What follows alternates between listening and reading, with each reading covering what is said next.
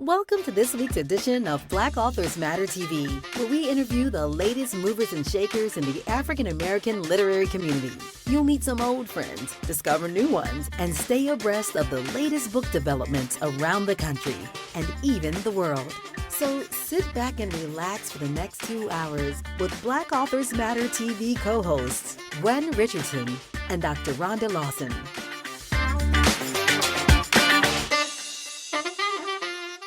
Good evening and welcome to the latest edition of Black Authors Matter TV. I'm Gwen Richardson, your host for tonight, along with my co-host, Dr. Rhonda Lawson, and I'm salty because I don't remember you telling me you were going to rock your Seahawks hat. I didn't. You know what? I've had this cap since they went to the Super Bowl the last time, and I had to try to find it. It was in my closet on the shelf in the back. I had to pull it out because they're going back to the Super Bowl again. So anyway, I'm excited about my team, and for those who support the other team, may the best team win. Anyway, I am a couple of housekeeping notes. The 2026 edition of my book about debt-free college is available on Amazon in paperback and Kindle. If you want to, and this is especially for parents, if you want your children to be debt-free, then you need to make it a project of yours, because relying on the students to do it all is not conceivable with all that they have on their plate when they're getting an education. And plus, they don't really understand the importance of money and debt and how not having it is really a gift. It's a miracle. It's almost a miracle. So anyway, that's that for that book. The National Black Book Festival registrations have begun. We're already at 30% sold in terms of vendor space, and it's just now February. So now is the best time to sign up with the early bird rate, which ends the end of March. What else? Rhonda, you can talk about your event.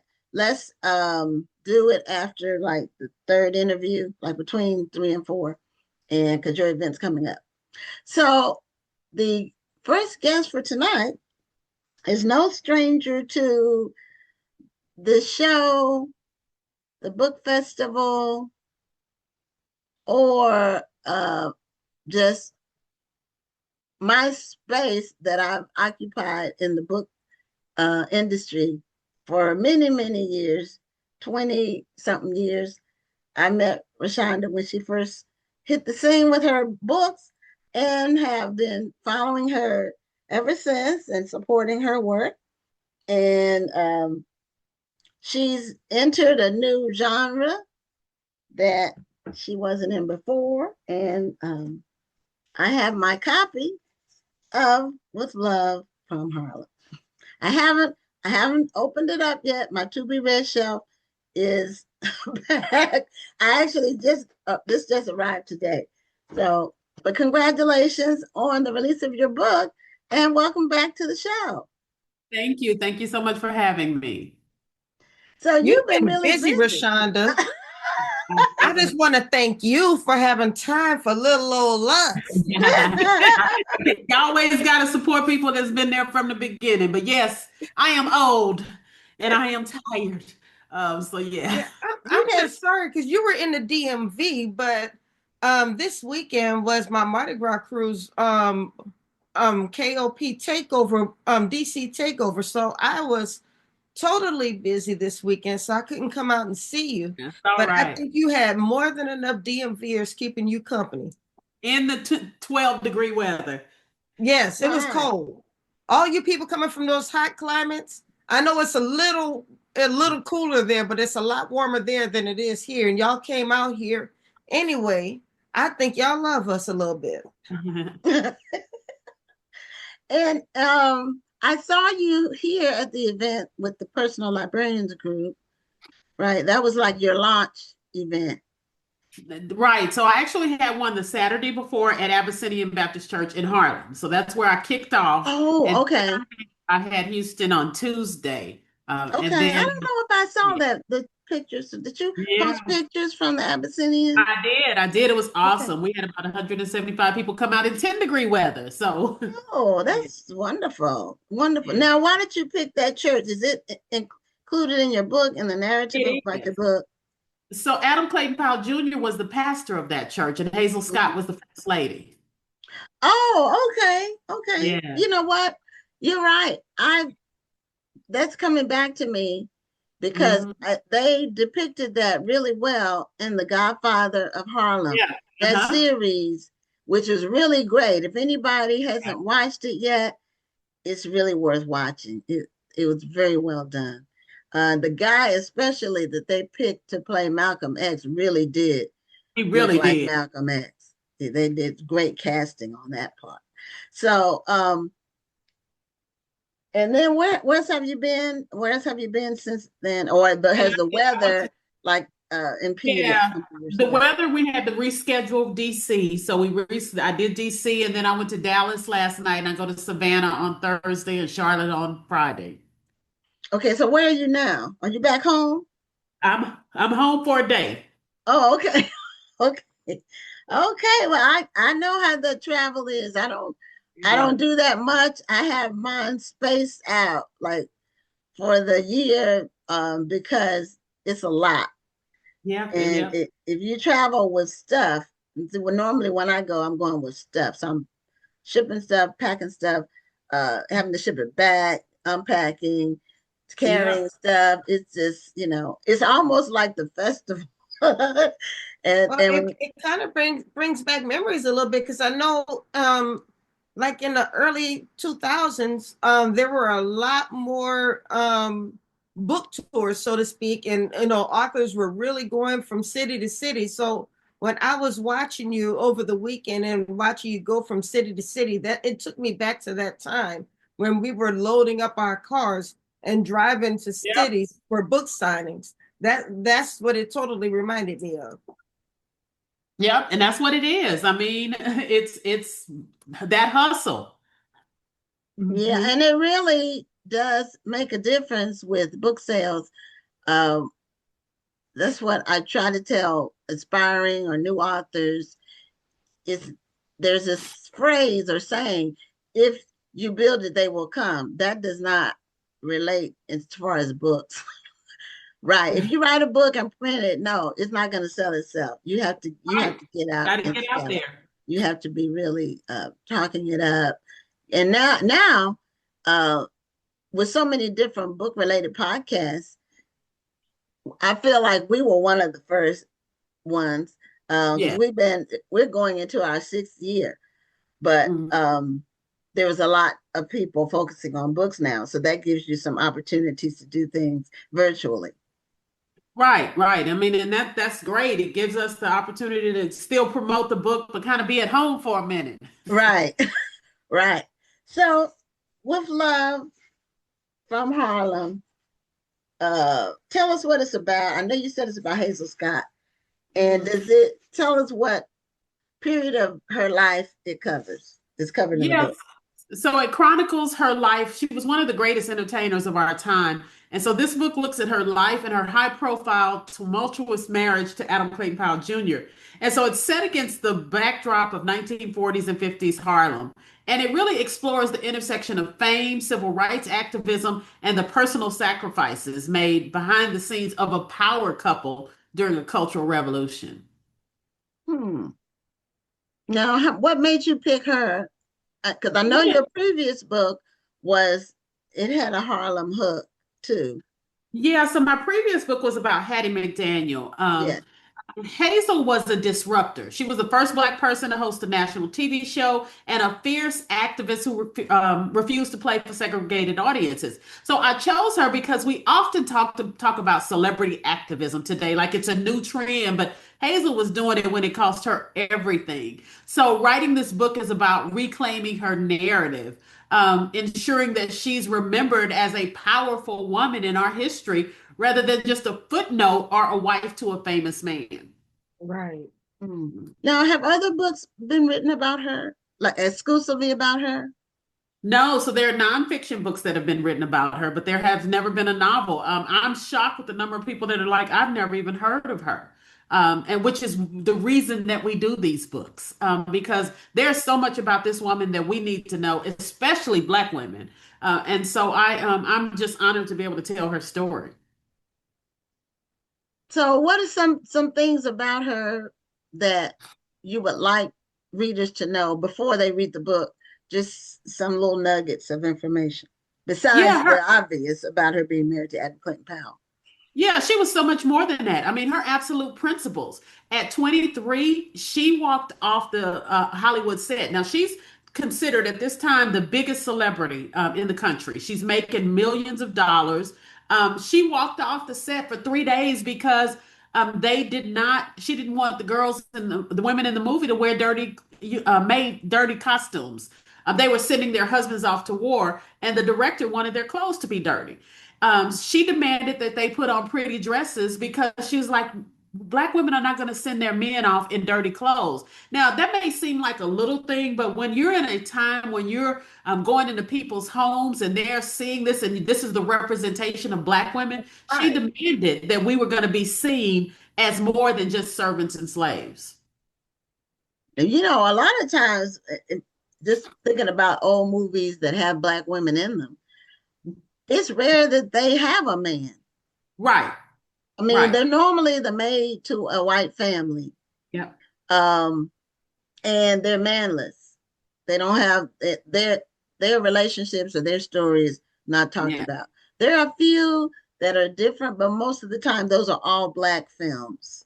Yeah, and so, she was the first woman to ever have her own nationally syndicated show. So before Oprah, before Alicia Keys, before Beyonce, there was Hazel. So she had a show that came into America's homes every night where she played herself. She played a pianist. And so she's beautiful. She's draped in beautiful clothes. Again, setting an image, dispelling stereotypes. So white people had never seen beautiful Black women. So here's this woman every night in their living rooms. And it was just people were able to see Black women in a different light. How did that come about? We say that representation matters. Yes. And just that small piece, which may not seem like a big deal to some people, could have actually set a ripple that turned into something bigger, that people that we wanted to see ourselves better on film and on stage and so forth. Right. Now, how did she get the opportunity to have her own show? Were you able to find that out? Yes. I mean, they came to her again. So she is bigger than Adam Clayton Powell at the time. She is bigger than Billie Holiday, Sarah Vaughan. She had a movie deal, had all of these movie deals. And then what happened was she was one of the few women in the world who could make demands. So she demanded that she would not perform before segregated audiences. So that's in her contract. So imagine the University of Texas where she went to perform. She walked in, she saw segregated audiences, and she told them, I'm not performing.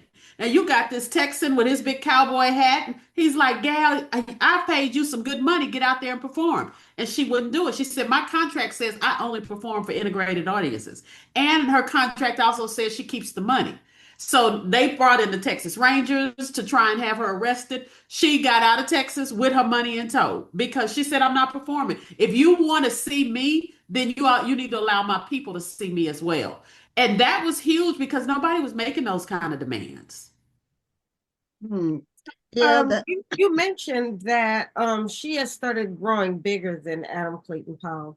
Did you explore how this dynamic affected their relationship? Oh, absolutely. That's one of the biggest issues with their marriage.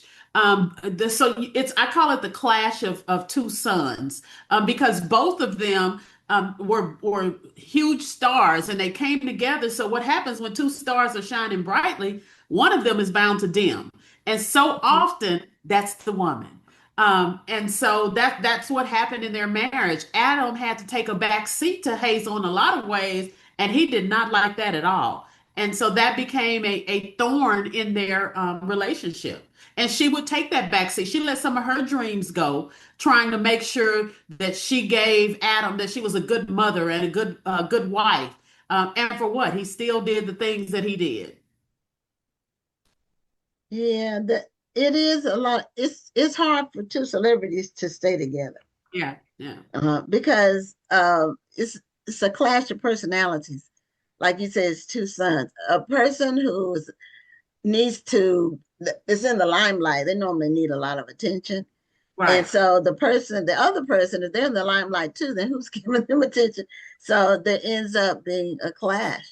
Well, I think it goes probably a little deeper than that too, because sometimes if the woman's star just begins to shine just a little bit too brightly, we got to knock that star out of the sky. We've got to humble her so she remembers where she came from.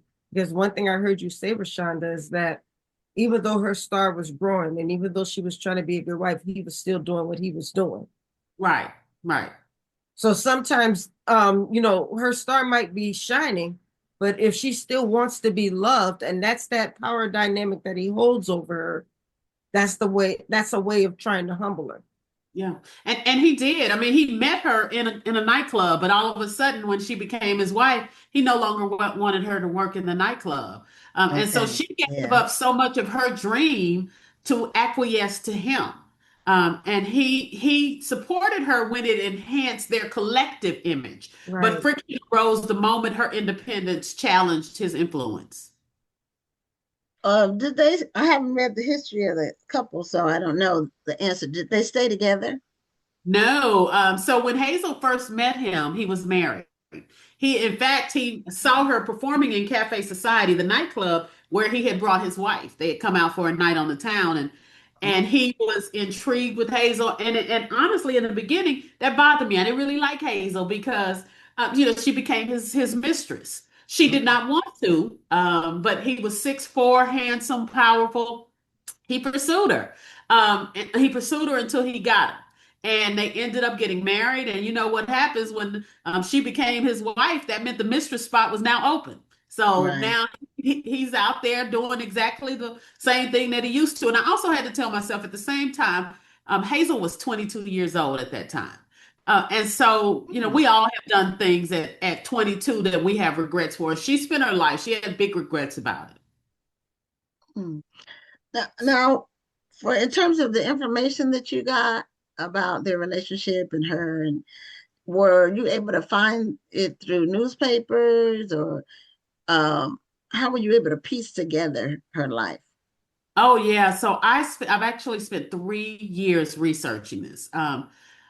I read everything from her diaries, her unpublished autobiography. I read Adam's autobiography. I read Adam's first wife's biography. Then newspapers, letters, a whole lot of letters that I read.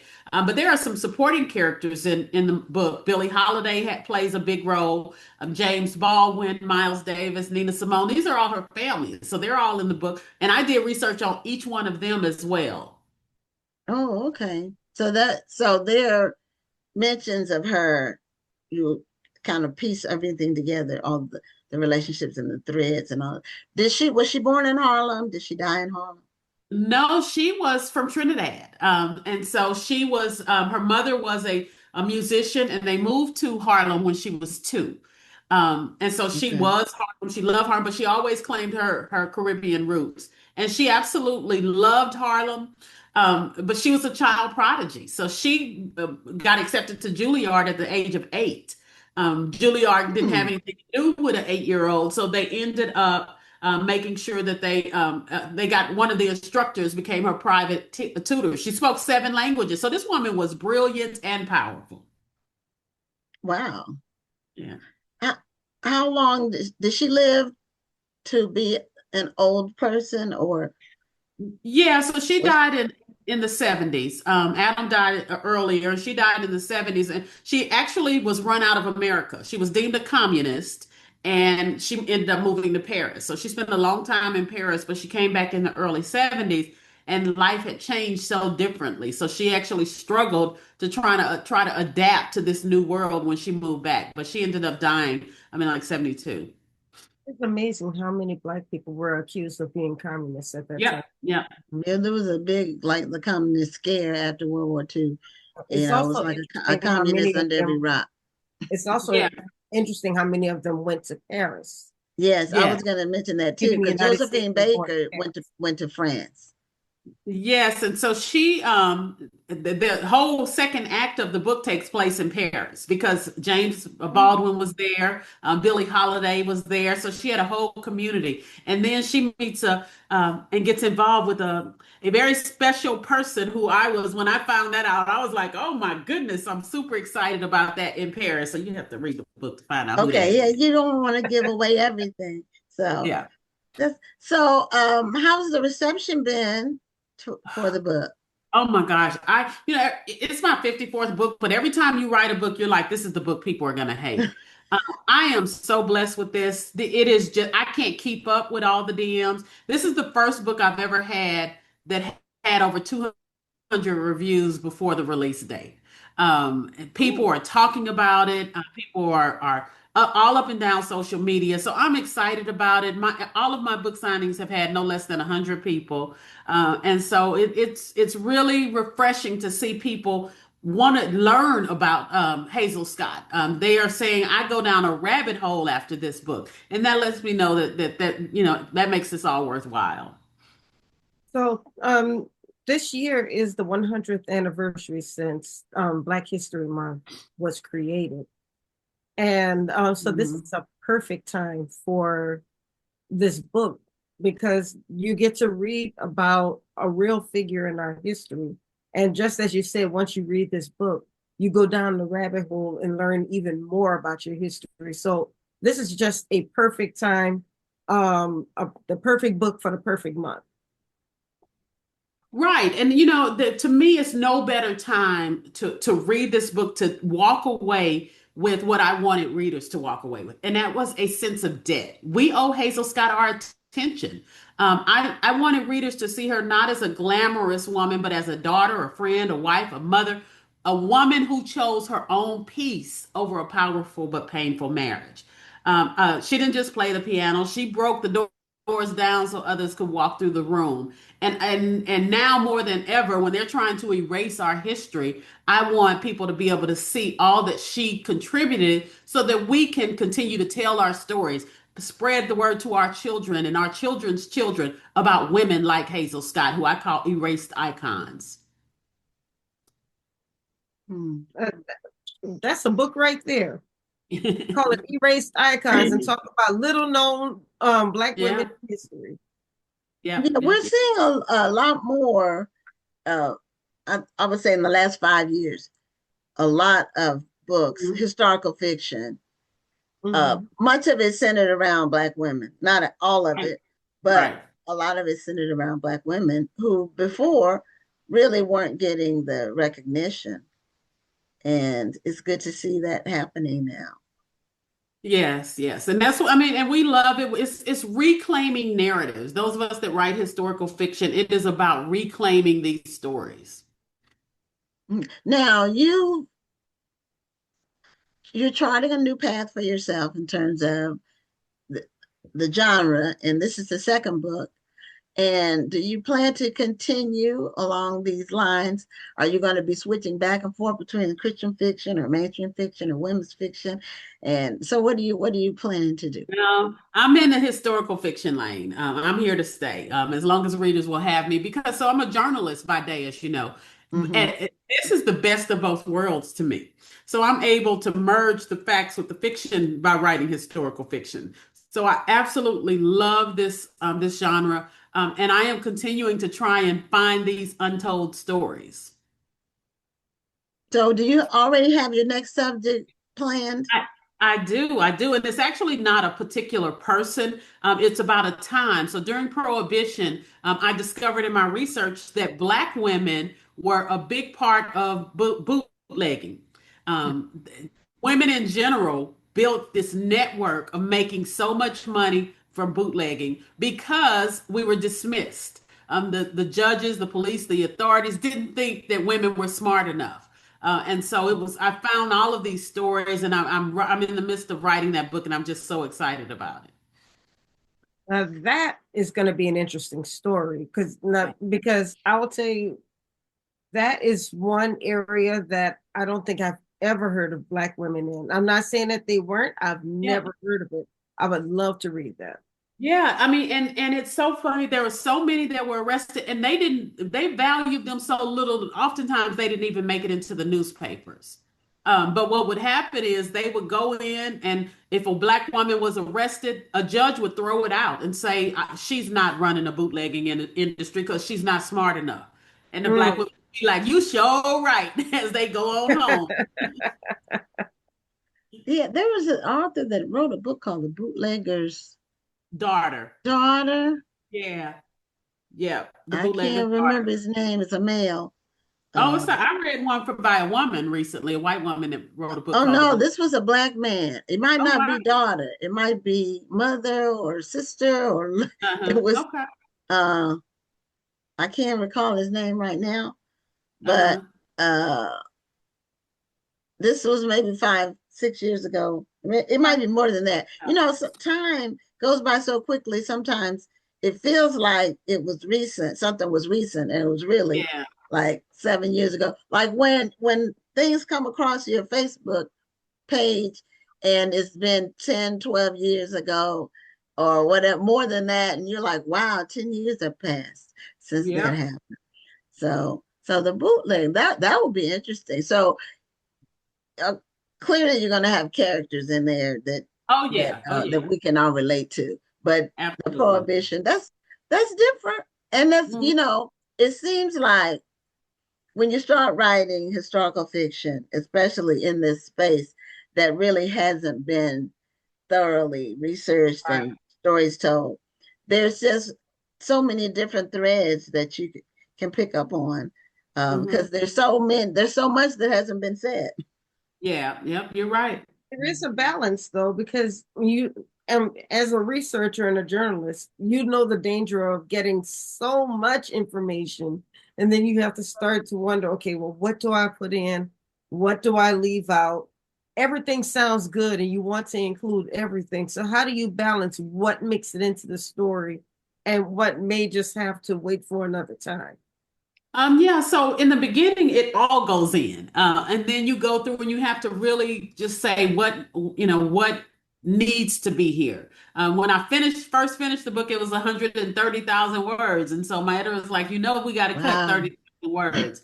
I've never had a problem. I've never had an issue I'm giving too many words because I'm a broadcast journalism. So I write tight. So I'm usually struggling to fill out my word count. But with historical fiction, especially that first draft, it's so much information in there. And then I really just have to kind of tweak and see what moves the story along. That's interesting. Yeah. And that makes sense. Yeah. Just from a writing standpoint. So what challenges, because we're getting close, that was Rhonda's cue that we're getting close to the end. But what keeps you moving as you're writing these stories and just as a writer in general? Do you get writer's block? What keeps you? It doesn't sound like you get writer's block too much, but what keeps you searching for new topics, and what keeps you motivated to continue to write stories? Yeah, especially now, it's this, I love learning. And so I'm going through and I'm going down these rabbit holes and I'm learning information. In fact, that's one of my biggest challenges is that I'm doing too much research. A friend of mine was like, you need to stop researching the book and write the book because I'm just going down a rabbit hole. And so I really have to kind of rein it in, but I get joy out of learning myself and then having people tell me that they're learning as well. Well, I look forward to reading it. I really enjoyed Queen of Sugar Hill.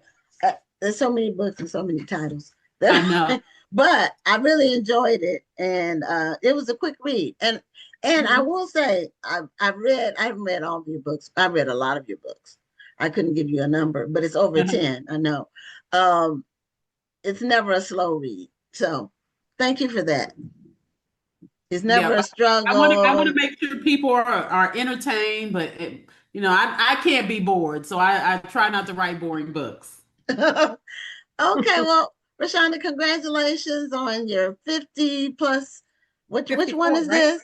54th, yeah. 54th book, and I'm sure it will continue to do well. All right. Okay, Thank you so take care. We'll much. see you It was soon. great to Oh, see and you. she's one of the featured authors this year at the book festival. So we'll see you in October. All right, sounds good. Bye-bye. Okay, take care. Okay, now. We're having a thunderstorm right now. Uh-oh. So we had one earlier, and then it cleared up, and I thought it was gone, but it's thundering again. So hopefully I won't lose Wi-Fi or whatever. But if that happens, it might melt some of this ice. we had some cold nights where it was really cold. In fact, they canceled church, not this past Sunday, but the Sunday before, because it was a sleet and ice forecast. We didn't get the sleet and ice. It hasn't snowed here in over a week. It's just a bunch of ice. We have ice blocks everywhere. If I showed you outside my house right now, it's gonna look like it snowed last night. Oh. Well, now it warmed up. It was 70 degrees today, and we're having a thunderstorm. Weather is so crazy. Meet you, Gwen. So anyway, if it does drop, you're a co-host. So you continue on, and I'll get back when I can. And I'll keep the Seahawks going. Yeah, I see you got your shirt too. So this is exciting. You weren't gonna be the only one representing now. Okay, I get it. And it's been a long time coming back around. It's a whole new team. Like all the people. The coach is gone. Everybody's gone that was with the other team. So anyway, our next guest is, and I always forget if it's Elle or Ellie, right? But Elle, okay. You've been on the show before once, and we're having you back again because you have a new book out called The X Dilemma, EX yes. Dilemma. Yes. And so welcome back, because it's been a couple of years at least since you were on. Yes. And welcome back to Black Authors Matter TV. Hi, thanks for having me. Thank you for being here. And do you have a copy of your book with you? No. No? I was about to say, of course she does. No. I have a day job and I'm an accountant. And so I just got off work. So oh, okay. Because we like to show the cover to the audience so they can know what book they're getting. Do you have it handy? That's okay. I'm going to put the link in the chat. If y'all want to see the book, click this link in the chat. I have it on my phone. Bachelor Life series. Or if you can share the screen. Okay, that'll work. That works. No. Okay. So that's some binoculars. Yes. Okay. So that seems like it's almost like stalking or somebody spying on somebody. And yeah. Okay. All right. So that's a big theme. You've done a lot of writing. Yes. And you've done writing with other people. I think you were you part of that Juneteenth project? Yes, I was. Yes. Okay. Well, you were writing a book. It was a book that came out every day in June. One year. It wasn't last year. I think it was the year before last. 2023. I think 2023. Was it 2023? Was it that long ago? This show, when you start to get into the years, oh yeah, to blur. I thought it was like 2 years ago, but that's more like 2.5, I guess. Yeah. But anyway, you were on with that, and then but you have other books as well. So yes. Let us know about how many books you have, like by yourself or with other people. Which are novellas? Which ones are novellas, and which ones are full novels? As Elle Wright, I've published 35 books. Oh, congratulations! Thank you. I write edgy contemporary romance. My characters are flawed. I write rom-coms, like raunchy rom-coms and angsty drama. And I have several series, the Edge of Scandal series, Wellspring, Pure Talent, and now Bachelor Life. Also, I have a self-published series too, Young in Love. I've written several collaborations with I've written in several multi-author collaborations, such as the Bays of Juneteenth, Bays of Christmas. We recently did Fairy Bay Reimagine, which are fairy tale reimaginings that released last year. I also write with Sherelle Green, Cheryl Lister, and Angela Seals on the Once Upon a series. So back in 2024, we did Once Upon a Murder. It started with Once Upon a Bridesmaid, and then it went Once Upon a Baby. Then we did Once Upon a Funeral, and our last one was Once Upon a Murder. That sounds like a fun project. Yeah. Yeah, now it who was fun. comes up with all these different projects? Is it one person that's like No. the brainchild, or is it a group of you all and then individually you all have ideas and then you all collaborate? Well, mostly it's for the Once Upons, it's a collaborative effort between me, Sherelle Green, and Cheryl Lister and Angela Seals. The Bay series, it's a collaboration, but it's usually planned by me and Sherelle Green, and we reach out to the different authors and see if they want to participate, and then we go from there. And those are novellas, aren't they? Yes. Yes. For the Bay, for the Bays of Juneteenth and the Bays of is it Christmas? Yes, Bays of Christmas. We did New Year Bay Solutions, and we also did a 420 Bay, like for the holiday 420. So yeah. Now, what is 420? I'm out of the loop. It's National Weed Day. April 20th. April 20th. Is that nationally known? I didn't know, but yes, it is for weed smokers. Well, I'm not a weed smoker. By the way, y'all, I'm not a weed smoker. I just stay in touch with popular media. I don't. Me neither. I had no idea, but I'm not gonna. I have smoked weed in my younger years, but I was never a regular weed smoker. It was just like only at parties or something like that. Well, I had this one friend who always had an ounce of weed. And she the idea of the series.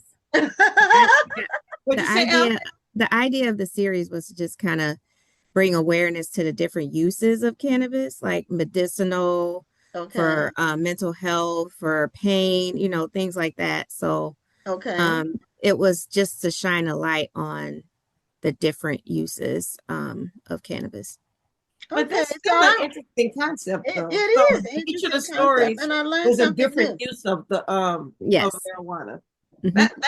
That's really interesting. I'd like to read that and see how you approach the subject. With the rise of just different businesses related to cannabis, like body oils and things like that, you can use it for a lot of different issues that you might have. And so we wanted to just kind of bring attention to that, and so that everyone knows that it's not just about getting high. There are some good uses to to cannabis. So what is it again? It's called 420 Bay. 420. And so that's for April 20th. Yes. Okay. Well, that one got by me. I tried to stay up to date on what's going on, but I didn't know about April 20th. So what you say you have a common thread in your books and your novellas and whatever, but it sounds like you have a creative mind too, very creative in terms of topics. Yeah, I've been creating stories since I was a little kid with my Barbie dolls. But I love the creative approach that you take to storytelling, because the the 420 babes and the babes of Juneteenth. Mhm. And I think with that one, it was a different story each day or something like that. Those are really creative ways to approach storytelling. Yeah. I just wonder, how do you come up with the ideas? Not so much the story topics, but the ideas of how you're going to approach telling a story. Like I said, we work together. Me and Sherelle usually spearhead the Bay series, and we come up with a storyboard and, just kind of start tossing out ideas and putting things together. And each author decides what they want to write, within the parameters of the series that we set up. So it's a lot of work, but we love doing the work, and it's an opportunity to collaborate with authors, other romance authors, and kind of help with self, promoting and doing all that stuff. Just to kind of work together with like-minded people. Build a sisterhood with authors who are writing what we're writing. Now tell us about the new book. Well, The X Dilemma is set in Detroit. It's about a social media he's a playboy, and he's getting in trouble, not just with his family, but there's this mysterious social media saboteur who's dragging him all through the internet. She's posted all his shenanigans on Instagram, on TikTok, on all these social media platforms. And so he's getting exposed for his I want to say like his faults. I'll just put it like that. He's getting exposed for his faults. And eventually it begins to impact his career. So he works for the family company Bachelor Corporation. And the publicity is start to impact his career. And his grandmother, she tells him he needs to get it together or he's fired. And to help him, she hires a PI to help him find out who this Miss T is. And the PI just happens to be his ex-girlfriend that he did dirty like 16 years before. So layers on top of layers. Come on. Yeah. On top of that, grandma also tells all of her grandkids that they need to marry or lose their inheritance. And she doesn't want it to be done when she's dead. She wants to be able to see these people get married in order to get their inheritance. So that's like a Queen Charlotte. Yeah, kind of like an old school, like forced, marriage of not really marriage of convenience, because Granny wants them to find love, and she's just tired of seeing them just wasting their lives partying and doing all this stuff and not really trying to settle down, because she had a happy marriage and she wants the best for her grandkids. She's already decided that her children are they're lost cause. They're lost cause. So she wants her grandkids to live a life of love, like have a life filled with love. Okay. But she also wants him to get his stuff together so that, he's not bringing a bad light to the company. Now, is this from any kind of, was this a completely made up story? Or, yes. Okay. Yeah, this is not a modern version of Queen Charlotte. No. Or didn't happen to someone you know. But with so much social media was already hectic and just gossipy. And we know one false move can just ruin your whole life. So yes. And people make money on your false move. Yes. People monetize your downfall, your demise. I think which is exactly what is happening. Worse. It's not the mistake. It's all of the people who want to do think pieces and want to commentate. Exactly. Going.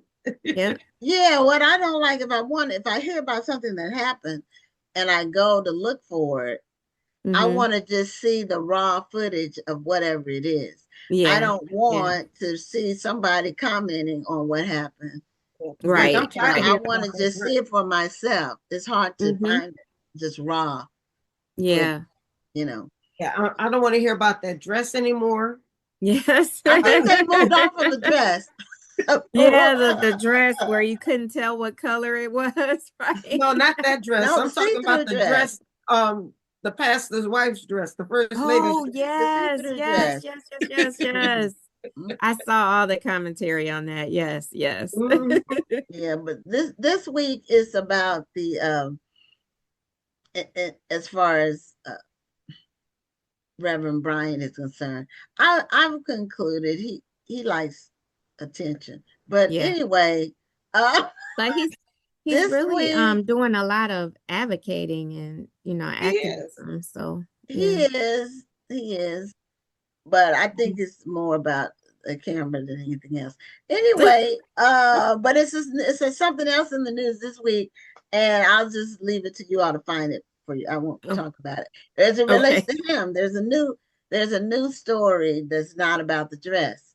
I saw it. I did see it. Oh, okay. All right. So but I don't want to belabor it on so because this is your time, and I want to make sure that you get all of the attention for your work. Well, thank you. What do you meet with a lot of book clubs like for your work? Or are you in like book groups? How do you reach out to readers? I have my own personal private book group on Facebook. And I also have some local book clubs that really support me, like the ICU Reading and Chatting Book Club. They've been in my corner since my very first release. And mostly I find people on social media, or like a reader will reach out and say she's in a book club and would like to feature my book. But recently I haven't had a lot of, like, I noticed that when I first started, I was getting invited to a lot of book clubs, and my first Elle Wright book came out in 2015. So the industry has changed so much since then. I do hope and pray that more book clubs are formed, because that is just really a good opportunity for authors. And I just had someone local create a book club just to read the X Dilemma. So I was honored. Nice. I was honored for that. Yeah, I was honored. Well, that's nice. And but there are lots of them, and there's new ones forming, and there's a lot of book groups. There's a lot of reading groups. Yes, a lot of reading related Facebook groups. I'm in like 4 or 5 of them. Yeah, I mean, I'm in them, but I rarely post because my day job is kind of demanding. So I like to see what people are reading, and they talk about what they're reading, and then sometimes it may not be positive. They'll say, that book, it was a DNF for me. So then they'll say, how was it for you? And a lot of people will say, I didn't finish it either. So so I've seen that. It's interesting just communicating with other readers. And I've learned as an author that sometimes spaces aren't for us, because we want readers to have their own spaces so that they can discuss books without worrying about authors being in there. Yeah. I think it does hurt a lot. It could cause a lot of discourse between readers and authors. So there have been times where I just choose not to join a group because, sometimes readers need a chance to just discuss things without writers being there. Yeah. I mean, because I belong to some book clubs on Facebook that are purely readers. They're not looking to be sold to. They just want to discuss. Yeah. They just want to discuss books. Yeah. I like to read the discussion about certain books, and it helps me to it really helps me to plan what I'm going to write.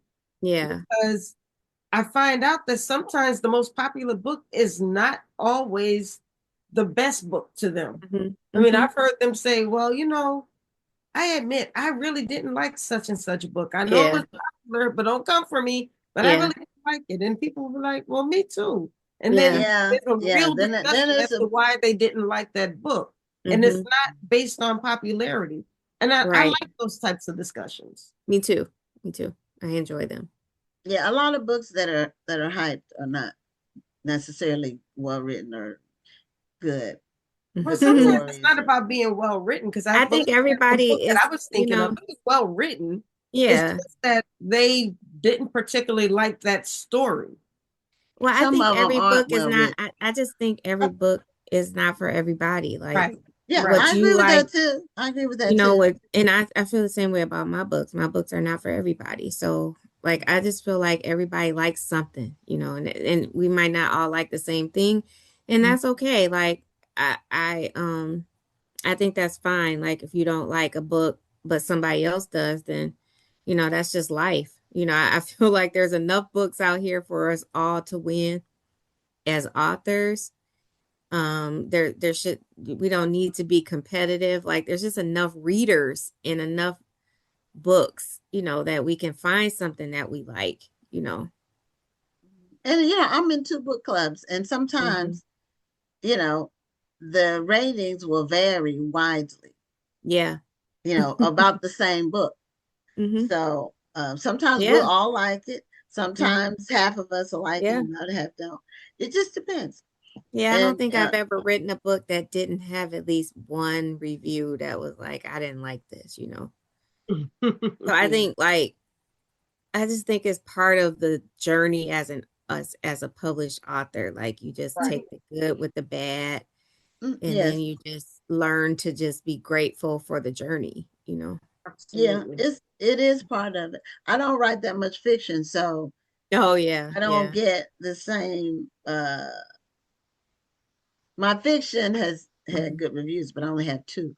Yeah. And the rest of my books I write multiple genres. So okay, as soon as I can get past this crazy Black History Month event I'm working on, I'm starting on my nonfiction book. Oh, okay. Oh, you are? Okay. Yeah, me too. Awesome. I'm working on my 16th book. Is nonfiction. Should be out by the summer. Okay, that's awesome. Yeah. So and I'm working on it every day. So when I'm writing something and stuff is coming to me like that, like I'm constantly getting more ideas and just phrases to add to it, every day, then I know that I'm on the right track. It's not like having to pull stuff out of me. And I have to do some research, but it's not a lot of research. So research is part of our journey as writers, right? I have to research everything. Like, this book is set in Detroit. I'm not from Detroit. I'm from Michigan, but I'm not from Detroit. And Detroiters are very particular about how their city is represented. So I wanted to be just cognizant of that when I was researching for the X Dilemma, like making sure I got the lingo correct, like restaurants and, like things like that. So it's very important to research in every type of writing you're doing, because you don't want to offend anybody. You want to, we want it to be a sense of realism in the book. And you just want to make sure you get your timing right, the street names and things like that. You have to make sure you're doing what's required to make it seem as real as possible and set in reality. That is absolutely huge, because it is so insulting as a reader when you're reading a book that takes place in your city and it's very obvious that the writer has never been there and is only going by the stereotype or what you might have found on Wikipedia. There's no soul in the book. So that you took the time to find the soul of Detroit. And I wanted it to be like kind of like the whole series as a whole. This is just book 1 in the series. And I kind of want the whole series to just be kind of a love letter to Detroit, because there is so much good about the city. And I know several, I have family from Detroit. I know people from Detroit, friends. Some of my best friend is from Detroit, and she loves it. Like, I visited Detroit several times. I've been there. I've stayed there, you know. So I just want people to know that Detroit is a phenomenal city, and they should come visit. Like, there's different places to visit in Detroit, and I think it's important to kind of shine a light on those good things. Right. So that the media and like the written word is just not focused on bad stuff all the time, you know. And I feel the same way about Black characters, Black romance, just kind of showing that we do love, we do live, we do hurt, we do cry, we have all the emotions that everyone else does, and you know, we go through life just like everybody else. Now, you mentioned in your information that you sent that you like to watch old rom-coms. So what are some Mhm. of your favorites? I like My Best Friend's Wedding. Um, I like While You Were Sleeping. Okay, that's Um, a cute one. yeah, I've seen that some of one the multiple times. oh yeah. It's complicated. I really love It's Complicated Yeah. with Yeah. yeah, that was with me and my mom's favorite movie to watch together. I just really enjoy like Roxanne, like the old 80s rom-coms like Roxanne, You Got Mail and things like that. I love rom-coms. Okay. And then you also said you like to solve crimes on it. Oh yeah, that's my Investigative. That's yeah. you like crime, true crime. I love true crime. Okay. See, I don't like true crime. Really? I like a movie or series that's written, scripted, Hmm. dramatic about crime. But I No, don't watch true I crime. like But true my crime sister because loves when I finish watching that movie, I go on the internet and see what really happened. It makes Yeah, love how I do people talk about too. going down that rabbit hole. That's what I like to do. It I happened. love it. I love it. I love a good thriller. I love it. I especially love it if I can track stuff down like it's real, like it's a it. documentary or it's a movie based on real life, so I could actually go look at the real life cases and things. I love that. I love it. Yeah, my sister loves that. One of my friends, Hmm. my hair stylist, loves that. And Hmm. sometimes when I go, she'll be watching one of those where I forgot what it's called, but it's where you committed a crime with somebody. You love Hmm. made you do it. It's not the name of it, but you love this dude, Oh, and For Your he Love. talked you Yeah. into doing some crime, Yeah, yeah, and that's crazy. I'm like, what? yeah, And a lot of times it's like murder or yeah. It robbery. is. It's something you can really go to prison for the rest Yeah. of your life. I watched that show like it's on TV Yeah, One. yeah. Yeah. Yeah, Yeah. I watch it. I had to stop watching that one though. Yeah. It got a little too crazy. I'm like, oh my goodness. I'm like, I some of saw the things one these women were episode doing. when I was Right. sitting in my hairstylist chair. I saw one episode of it, which Hmm. I didn't have any choice because it was Yeah. right in front of me and I couldn't move. And it was she killed somebody. Oh, yeah. This girl killed. She got in cahoots with the boyfriend, and I think Hmm. it was his ex or something. Oh, And yeah, that happens a lot in that show. he convinced her to kill. I'm like, if a man is telling you something to do that's Hmm. illegal Hmm. or bad, Yeah. run. It's Yeah. gonna end badly, Yeah, no it matter will. what he says or what you think or how For you some feel. reason, they seem to lose their common sense, though. Like, Yeah, it does. if they ever had it in the first place. They So I say don't know. love is blind, but my God, It's not that it's blind. not that blind. And we've all done stupid stuff. Yeah. In our youth, especially. Hopefully, it was a youthful indiscretion and not a Some of middle them age are. indiscretion. I mean, but you're in your youth and you just threw your whole life away. So it's Yeah, I like, know. I was Or if you didn't get caught, you got lucky. I mean, if yeah. you Yeah. you just it's just Yeah, I you just know say I'm glad that if I had run away and married the people I thought I was in love with at a young age, Don't my talk life about would it. be horrible right now. So just imagine I the people who throw their lives away trying to kill somebody at a young age Mhm. Mhm. because you thought that was the be all end all, and now look Yeah. at it, just raggedy. Yeah, Yes. you just think about where you would be if you were with whoever. And Yeah. then you see how they ended up too. If you still Mhm. are in touch with them in some way or can see what occurred, you Mhm. see where they went, and that's where you would have gone because Yeah. Yeah. that's Definitely. what we end up. If I didn't have any common sense, that's where I would have Yeah, gone. or you have to let them go. You have to let them go, or you're gonna end up where they are. That's it. That's Yeah. My mom always told me it's important to know yourself yes, and before you get with, before you marry somebody.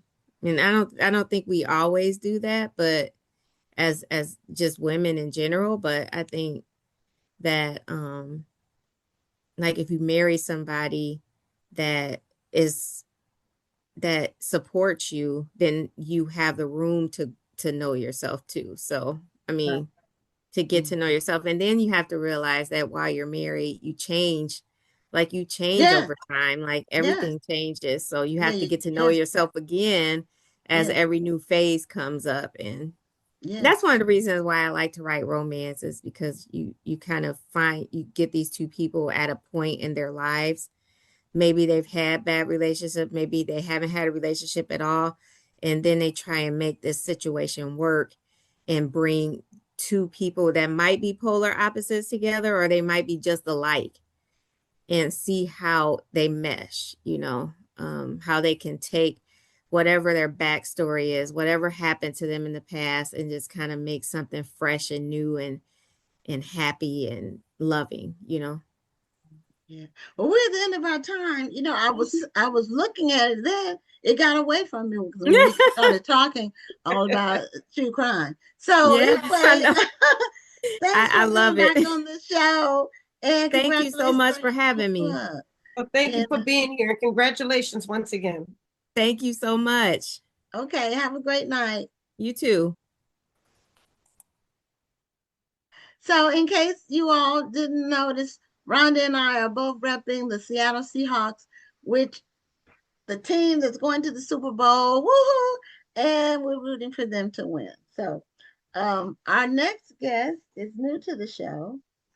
Her name is Nikesha Elise Williams, and she is going to talk to us about a number of things, but primarily her new book, which I got a copy of, The Seven Daughters of Dupree.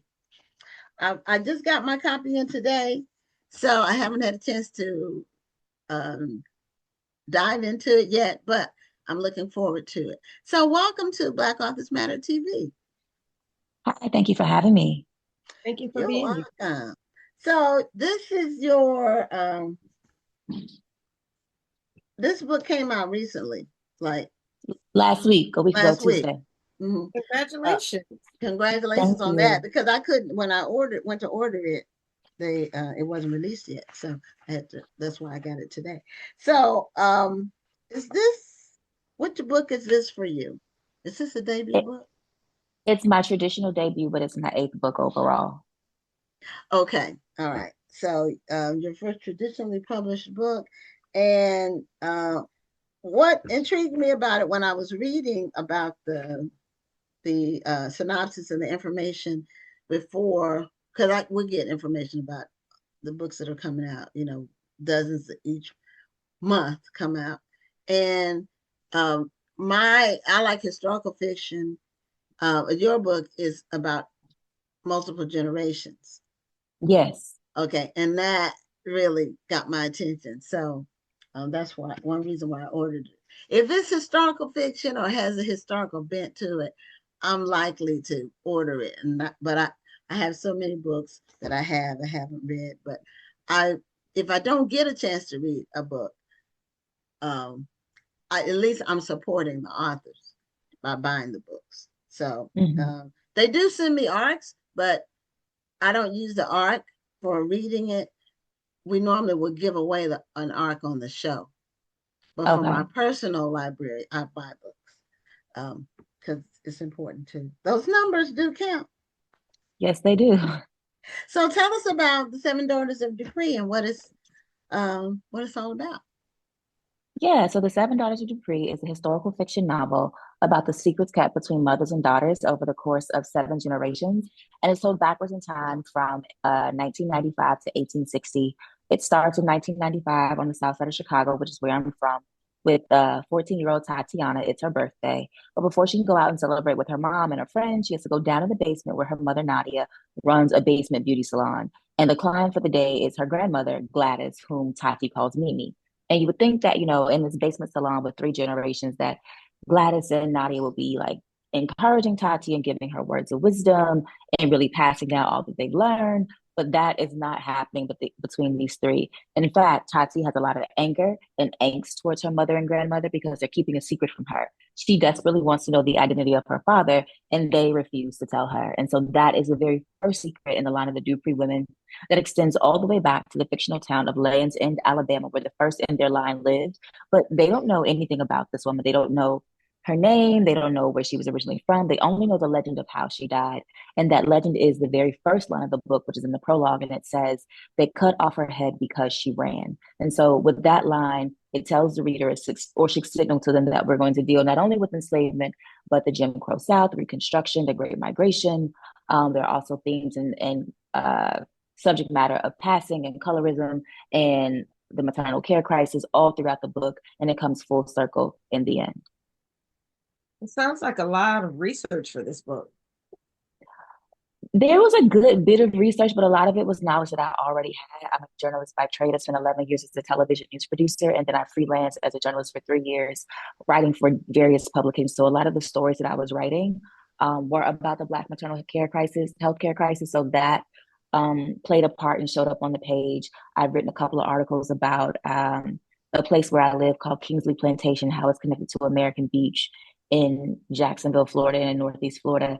And that kind of showed up on the page. At the time that I was writing, I was obsessed with stories of the Clotilda. And so that showed up on the page. And then like a lot of the storyline that's in the contemporary part in Chicago is based on my own nostalgia from home because that's where I was born and raised.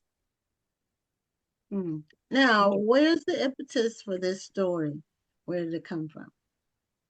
Oh, goodness. Initially, it came from I wanted to write a story about a girl who didn't know her father as kind of a way to explore my own complex relationship with my father. But the thing about it is that what I thought was going to happen on the page did not. I thought that my main character, Tatiana, would have anger for her father, but I realized that if he's not there, she can romanticize and idealize that relationship and save the anger for the people who are around her, the ones who she feels are keeping a secret from her.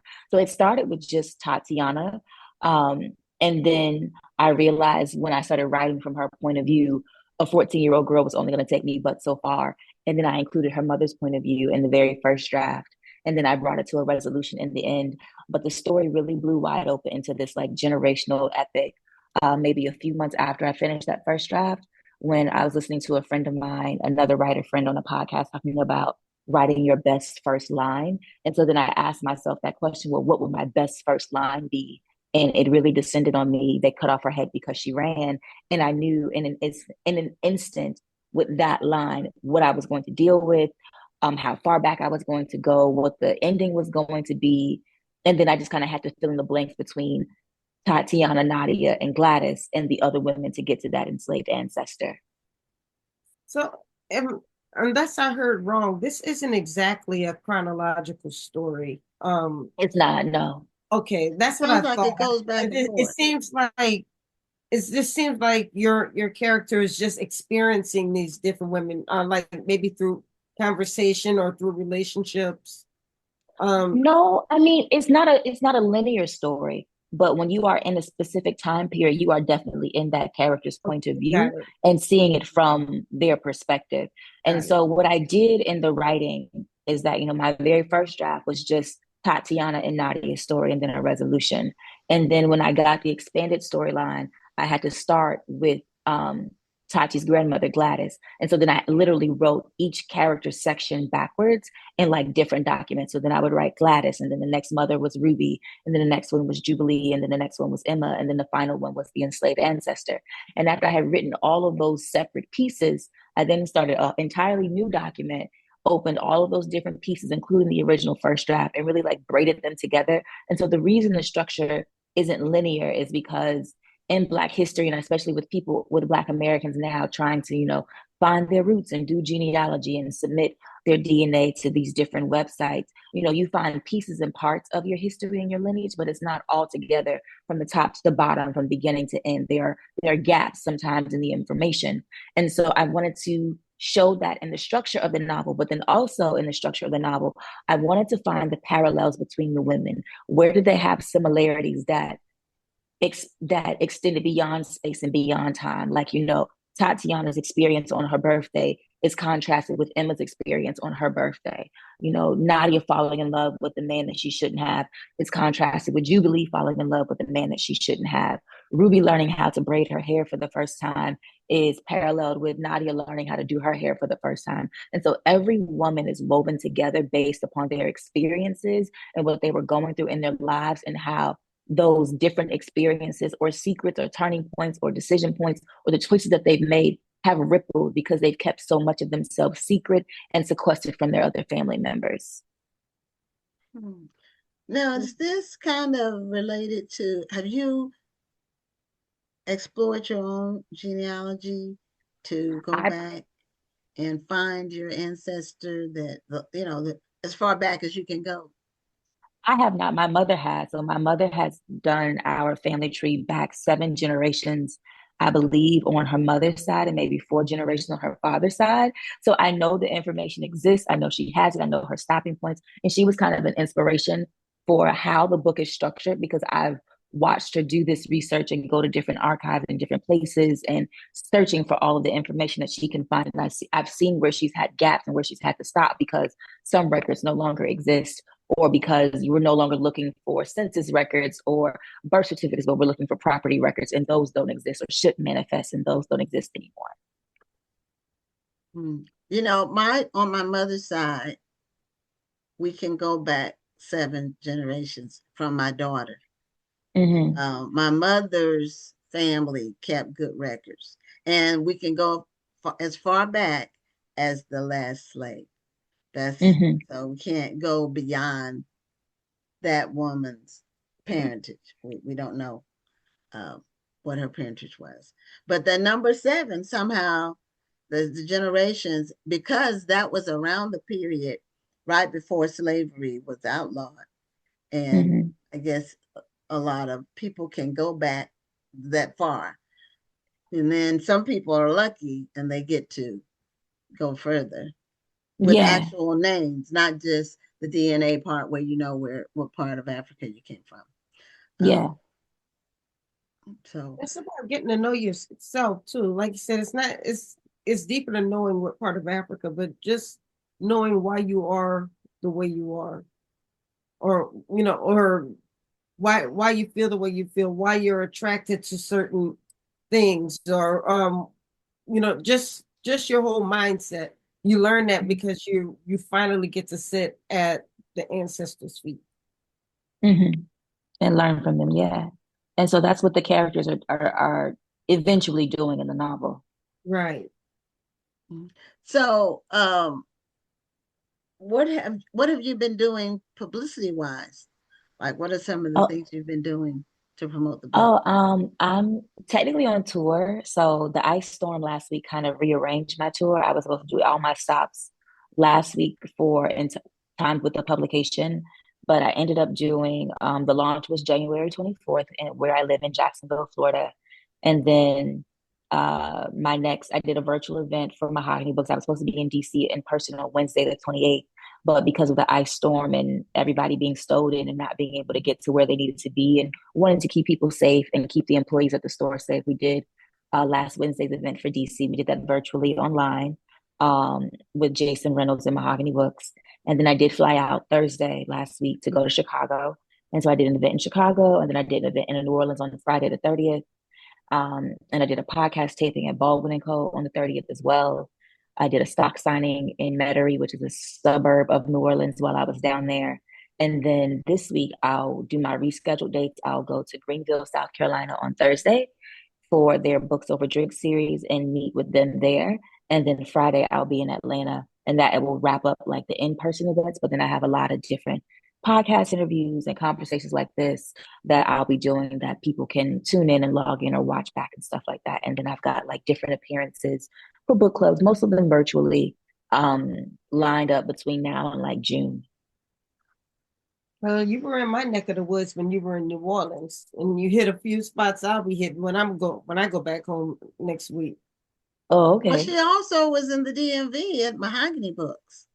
Well, no, she didn't that end up virtual. going. That ended up being virtual, but you were going to go to Mahogany Books. I was supposed to go there, but the weather wouldn't let me be great. Yeah, now you come on up, and it's just a little ice. I was ready. I was ready to come up and brave the ice, to have snow boots, to have my coat, to have all my things, and they were like, "Yeah, no," and so I was like, "Okay." Now, are you familiar with Tony Bonita in Jacksonville? She goes by Mama Tony. I've heard her name before, and I may have spoken to her before. She watches this show. I think she commented earlier. So she's someone that would be good for you to connect with in Jacksonville, because she's in your neck of the woods, and she reads a ton of books, and she's in 2 or 3 book clubs, and she's somebody that will be good for you to know, as far as, and she'll probably comment since I called her name, but she's someone that you need to connect with, since you all are right, in the same neck of the woods. I believe we've met before, but yeah. Okay. Yeah. So you also mentioned you had some other books that you were self-published. So what were those books about? Oh, goodness. So I self-published 5 novels and a poetry collection before I stopped self-publishing in 2020. My first novel that I self-published was called 4 Women. And so it was about these 4 women who didn't know each other, but then one event, which happens to be a murder, brings them all together, and you see the fallout of that. And it was really about examining what was going on with Stand Your Ground and Black Lives Matter, but from the point of view of 4 Black women. And what I wanted to do was take the issue of race out of that case and really look at what Stand Your Ground doctrine does as a portion of castle law, especially in Florida, and look at it through the lens of these different women who were struggling with different issues, whether it was, abuse, addiction, or even the price of their own ambition on their lives, and really examine how one event could bring them together and what the consequences of the action would be. And so that was the very first novel. And then there was a sequel to that, because 4 Women ends on a cliffhanger, which I got cussed out for. But the sequel answers all the questions. The sequel is called The Appeal of Ebony Jones, which really leans into the character who was convicted of a crime she said she did not commit. And so it's the fallout of her case, which you see the entire cast of characters from the first novel and the second and the sequel. The novel after that was Love Never Fails. It was my attempt at a romance. It wasn't a good attempt, but I tried. And there's one character from 4 Women who we see go off into the sunset in that novel. The novel after that was Adulting, and really that novel focused on a character named Naomi Grace and her quest to try to have it all, like the job, the husband, the babies, and what does that look like? How does that play out in an ambitious woman's life? And the novel following that one was my novel Beyond Bourbon Street, which looked at a couple dealing with the aftermath. 15 years after Hurricane Katrina, they're having their first child and still living in the lower ninth ward and trying to make a family where so many people have abandoned the land. And that was really an homage to my grandparents, my mother's parents, who did live in the lower ninth ward, who had a home there, who had 23 feet of water in the storm. So if you look at the cover of the novel of Beyond Bourbon Street, the house that's on the cover is my actual grandparents' house. And it was a picture that I took in 2006 after the storm when I went back to sea. So it still had the original National Guard markers and everything boarded up and all of that. And then the poetry collection was called Lessons We Were Never Taught. And it was just really, it was like prose poems examining Black womanhood from girlhood on up through adulthood. It included 20 poems. And I did that book as a one-woman show And so those are my self-published works. And then I had one book come out in 2022 that came out with a small press, with the university press, with LSU Press. And that book was called Mardi Gras Indians. It was in the LSU Press's Louisiana True series. And it's all about the Black masculine Indians of New Orleans, their tradition, how it's been maintained, how it survives, and how it's evolved. Well, you talked all about Rhonda can give you some real feedback because you all over her hometown. No, I'm just wondering, you actually have family in New Orleans. Yes. Both of my parents are from there. And then I still have Oh. aunts and cousins who live there. And my mother and father used to take my brother and I back all the time, like multiple times a year, every year. Because you're a little too immersed in New Orleans culture to just have a fleeting interest. I mean, no, it's not. I have family there. It's like a second home to me. Okay, that's beautiful. Yeah, I grew up in New Orleans. I no longer live in New Orleans, but I'll be back there next week for my Black History Month literary weekend. So whenever I hear New Orleans, my ears always pop up, and I always want to make sure that they're talking about real New Orleans and not just that fleeting interest or all of the tourist spots, but you actually had a real interest. Yeah, no, I don't. When I go, I can't be a tourist. I don't hang out there. Like the places that I know are not popular spots. Like I said, my grandmother lived in the Lower Ninth Ward off Claiborne Avenue. So where I'm at are not generally where tourists are unless they're like on a bike tour of the Katrina damage. Exactly. Now I'm from the Lower Ninth Ward as well. I lived on Caffin Avenue. Okay. So you're not too far away. And then I had an auntie who lived on Flood. Mm-hmm.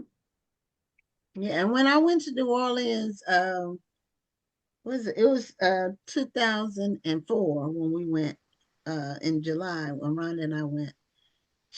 I wanted authentic New Orleans food. So she sent me to some really good places. And I could tell one of them was a place that natives probably knew better than it wasn't as touristy. But the food was excellent. So in fact, what I ordered, I had to sit at the bar, and there were some other people there that were from out of town, and I ordered some prawns, the very large shrimp that were just like humongous. And the man that was sitting next to me when my order came, he was looking at my shrimp and saying, I should have ordered that. It was really good. I can't remember the name of the place, Rhonda. It was the second place you told me. It wasn't the place that had the char grilled oysters. I know I told you Draco's, but I'm trying to remember the other place I told you to go. Yeah, that was Draco's, wasn't it? With the char grilled oysters. Okay. But the other place, it's like in the neighborhood. Well, I don't remember the name. But anyway, it was good. Authentic New Orleans food is really, really special. So, no, you go ahead. Well, I was going to ask her about her journalism career and how it informs your fiction writing. Yeah. So I think for me, a lot of books start with unanswered questions from journalism. And so, like, for example, my first self-published novel, For Women, I was writing that at the time. It was maybe a year after Trayvon Martin was killed by George Zimmerman. And I remember working the case from the newsroom as a producer, building the shows, writing all about it, working the night that the verdict came in, seeing all the protests, pulling footage and all of that stuff. And then like maybe it was 10 months after Trayvon was killed, another young man was killed, Jordan Davis, here in Jacksonville over the loud music. And so my question, the unanswered question that I had, because this was before we had the names of like Sandra Bland or Tatiana or Rakia Boyd or Renisha McBride or Breonna Taylor, was like, if it's happening to Black men, I know it's happening to Black women, and we're not talking about it. The names aren't being said. The protests aren't as loud. We don't know the stories. And so that became the unanswered question that I wanted to see play out in fiction. And that's what started it. Same thing for Beyond Bourbon Street. My question was, how do you make a life here? How do you bring new life into this area that people have pretty much abandoned, have turned their backs on, the government included? And so with most of my work as a novelist stems from whatever question that I have. So, like, you think about the seven daughters of Dupree and how the role of birth and birthing and maternal care plays a role throughout this family line. It came from my question that started in the pandemic, with it, which was, we're in a global pandemic. How are Black women giving birth? How are they safe? How are they healthy? And we saw during the pandemic the disparity rise to 4 times the rate of white women, of Black women dying in maternal and in birthing situations. And now that number's back down to 3. And so, like, it always starts with an unanswered question, and then I take it to the page and I let it expand from there, and I can play with it a little bit more. Well, that's really incredible work that you've done. And as I said, I have my copy of The Seven Daughters of Dupree that I plan on diving into very soon. So thank you so much for being a guest on Black Authors Matter TV, Nikesha. And the book is available wherever books are sold. And we wish you continued success with all your writing. Thank you so much. Thank you for having me. And congratulations on your release. And yeah, I think you said it's been a week. Yeah, it's been a week. Thank you. Yeah. Yes. So yeah, I'll be getting my copy as well very soon. So congratulations. I hope you have an amazing run. Thank you so much. Y'all have a good one. You too. Okay, you too. Have a great night. Bye. Good night. Okay. Well, we have a little bit of time in between the interviews, so I wanted to allow Rhonda some time because her event is coming up very soon. And I wanted to also tell you I'll be shipping you the books for the students.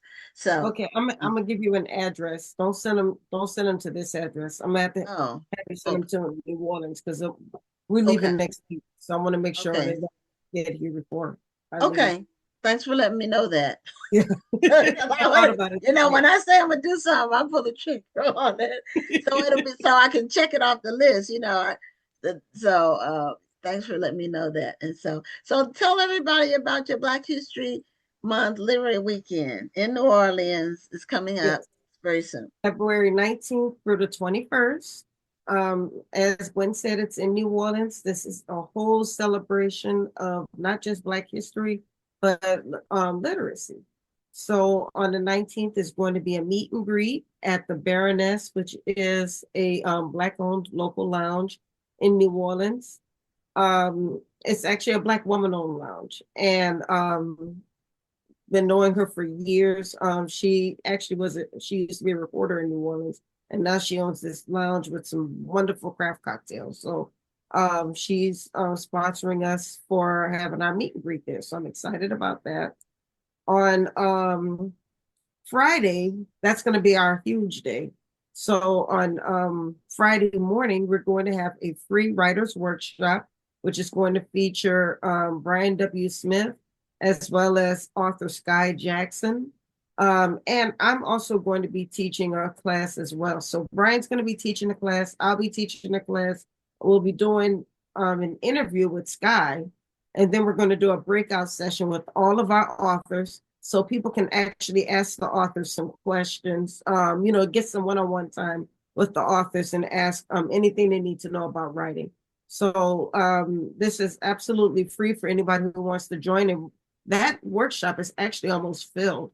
We can only our capacity is only about maybe 50 people. And I think we're up to about 33, and that's not including the authors. So we only have space for a few more people. We're probably going to go over a little bit because, as with most free events, people like to take a slot and then they don't show up. So we'll probably go over 50 just a little bit, but that event is already just about at capacity.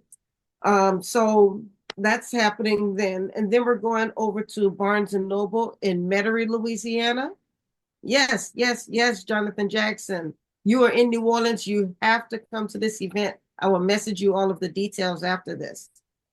So we're going to Barnes and Noble in Metairie, Louisiana after the writers workshop. We're going to be doing a mass book signing there with 13 of our authors.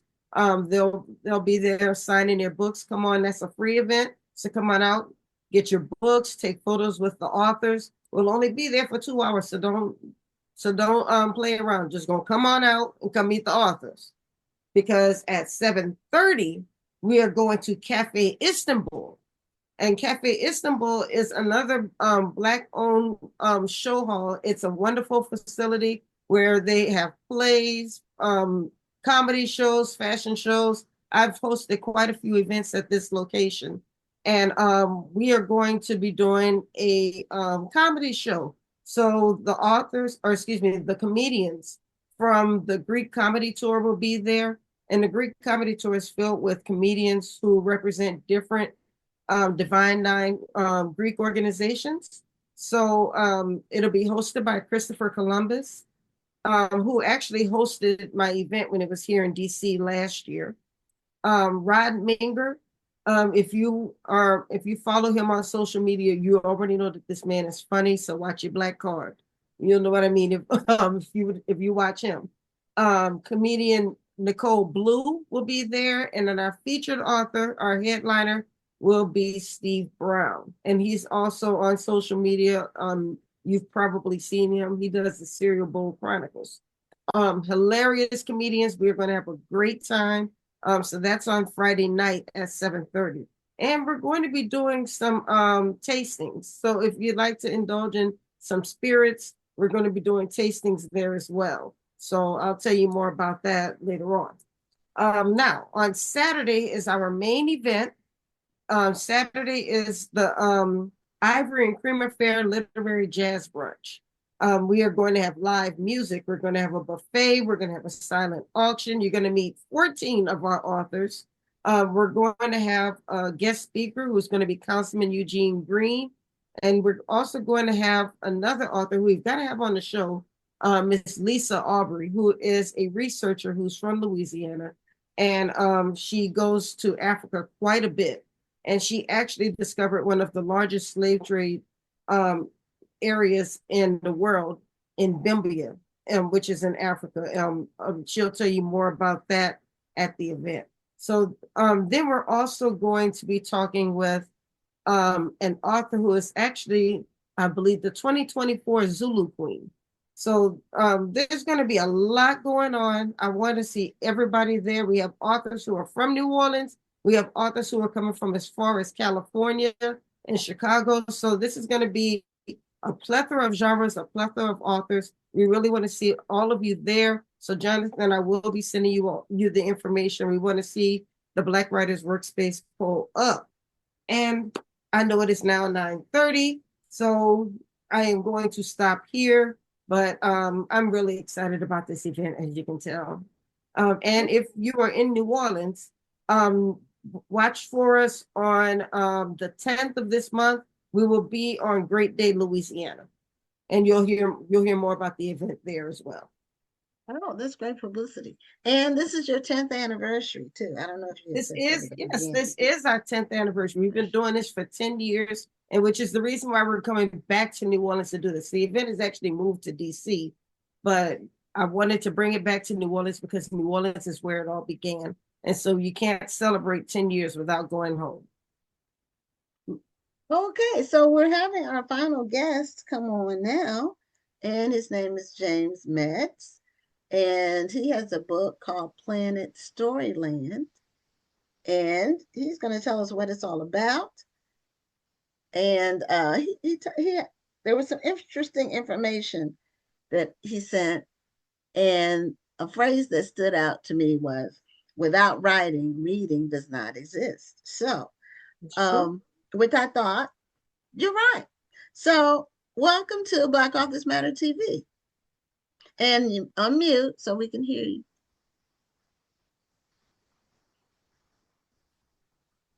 Well, thank you very much. I'm glad to be here. Okay. My book is titled Planet Storyland because people tell stories every day, and there's roughly over 7 billion people in the world. So I guess there's probably billions of stories told every day. So that was the purpose of the title Planet Storyland. But the way this story started is that I had a question, and the question was, what would a kid from another planet think about how we live here? And so it turns out that I really just started with not really trying to write a story. I was just trying to answer the question, but it went on for 7 years. So it took me 7 years to answer that question. But nevertheless, the point of the story is that the boy, his name is Quentin, wants to come to Earth because he wants to see with his own eyes how we live. And he has a discussion with his father, and his father wanted to make sure that he understood what he was getting into if he came here, because as his mother stated, they're conducting business down here. And, you know, life is a little bit different there.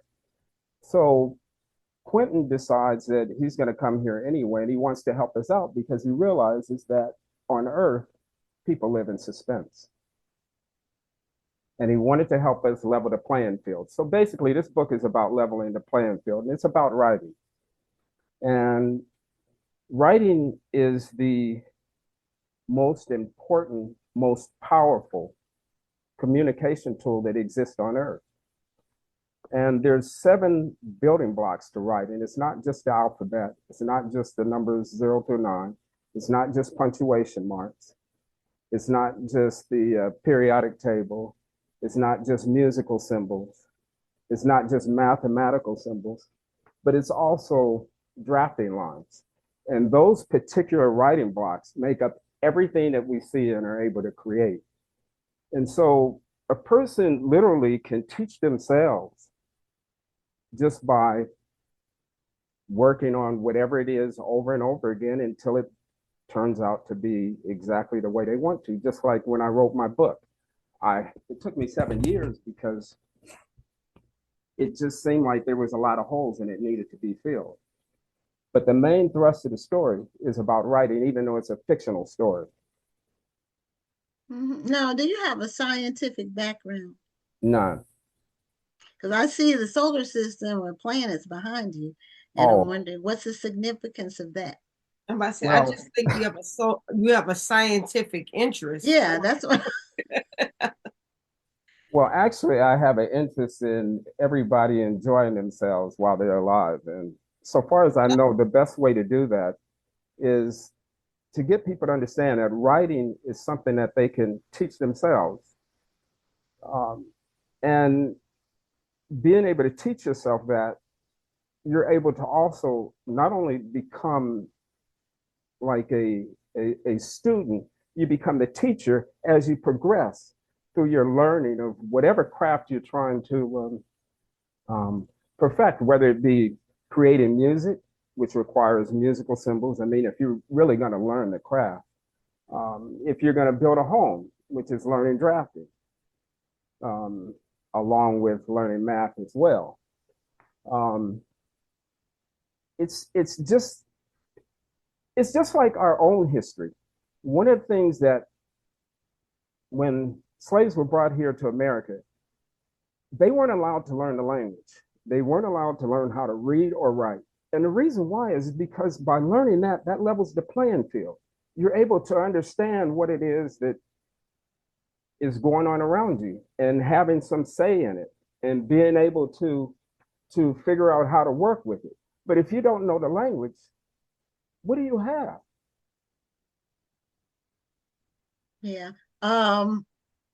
Spoken word is a powerful tool too, but it doesn't have the permanence of writing. Yes, with writing makes what we imagine that is invisible, visible.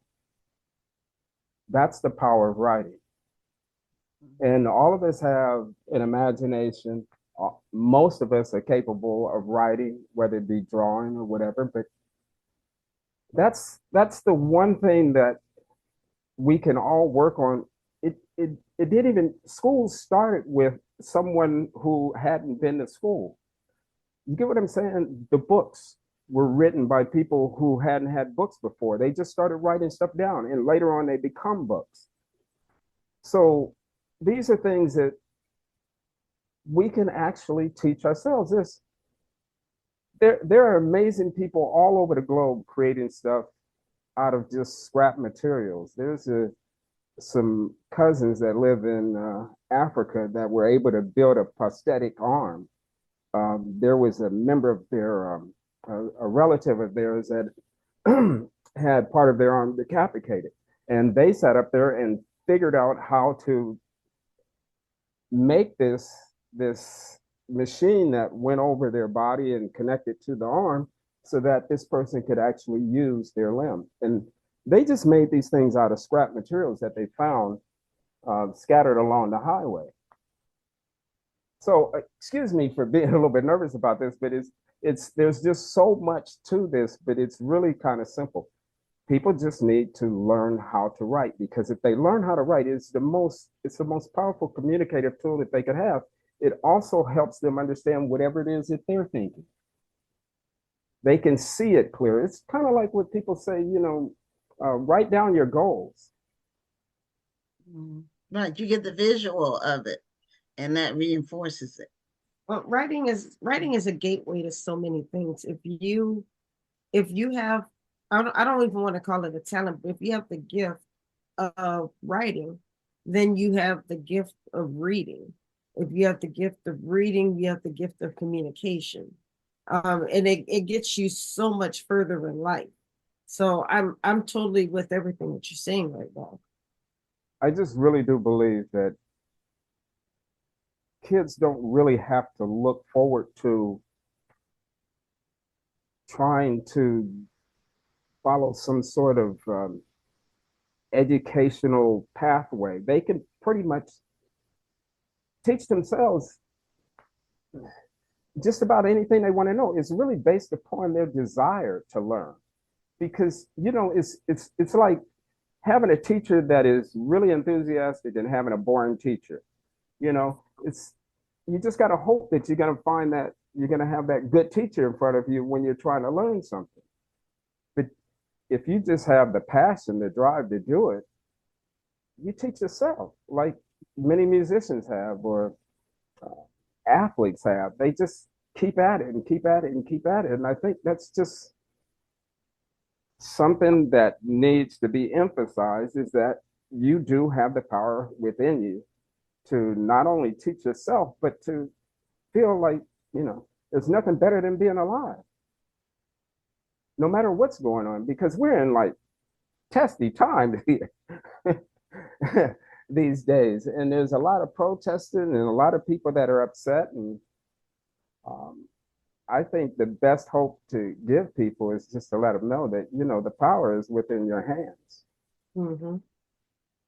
You don't really have to hope that the institutions that are available to us are necessarily our only choice. Our main choice is having faith and confidence in our own abilities. Well, what we say often on this show is that the thing about, and we're both authors, Rhonda and I are both authors, multi-published, but for a number of years. But what we say on this show is that the thing about writing books is that your work outlives you, that your books are still here when you're gone, that people can gain information from and learn from. So every generation is not reinventing the wheel. They're not learning something that's already been resolved. That someone else has already experienced and given you the steps and the beginning, the middle, and the end. So that's the charge that we have as authors, and even the ones that write fiction that's not historically based, but more just even relationship based, just fiction in general. It gives you a picture of what's called the zeitgeist, the prevailing attitudes of the time. Oh yeah. Yes. So I usually I'm quite active. I'm in pickleball, golf. I do try and go on rather adventurous trips to different places, such as like Tahiti when I went swimming with the whales, and sometimes I go river rafting. Yeah. Well, You just seem like it's just see we See, you did say you like to enjoy life. Mhm. yeah, see, we've gotten to a point where we're no longer trying to figure out where we're going to find food. We're not hunting. We're not, farming. I mean, I'm not saying that people don't do that, but we're at a point now that our confidence level is just high.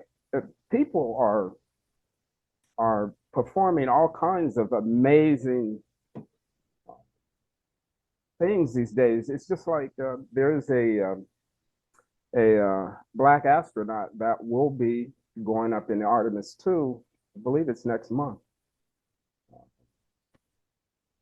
which is, I'm not sure if you've ever seen one of those rockets, but I just recently went to Huntsville, Alabama to take a look at the one of the rockets that had never been sent up.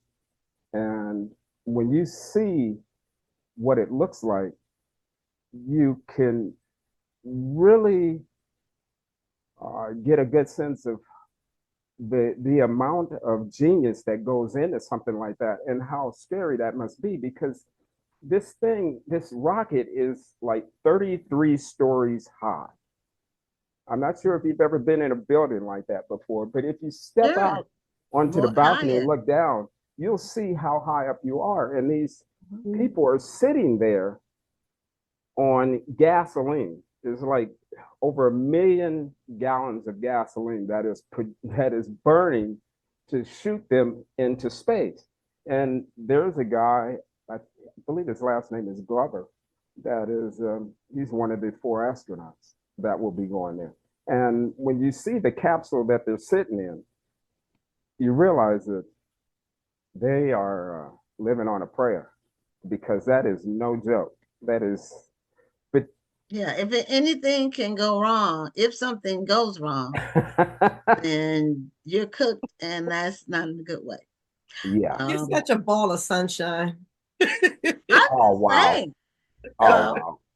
But what you were describing is what they taught us in, I think it was psychology, about Maslow's hierarchy of needs, where the first levels are for survival.